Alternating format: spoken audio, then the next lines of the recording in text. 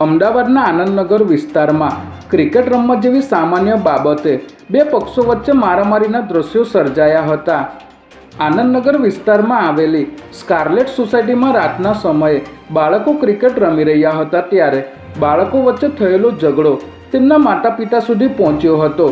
બાદમાં ઝઘડો વધુ ઉગ્ર બનતા મારામારી થઈ હતી।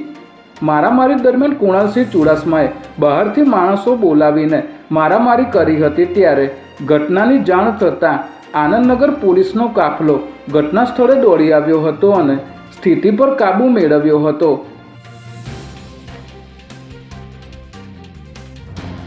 અમદાવાદના વટવા વિસ્તારમાં ફરી એકવાર સામાન્ય બાબતમાં હત્યાની ઘટના સામે આવી છે।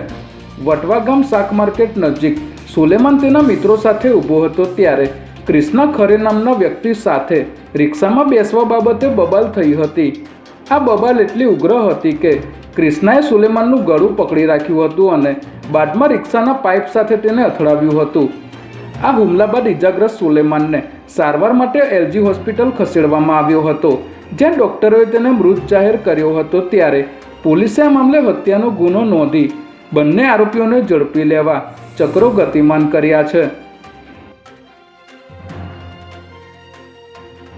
રાજ્યના પાટનગર ગાંધીનગરમાંથી ક્રૂરતાની પરાકાષ્ઠા સામે આવી છે, જેમાં કબૂતર બિલાડી જેવા પશુ પક્ષીઓનો શિકાર કરીને માંસ રાંધતા યુવકને રંગેહાથ ઝડપી લેવામાં આવ્યો છે।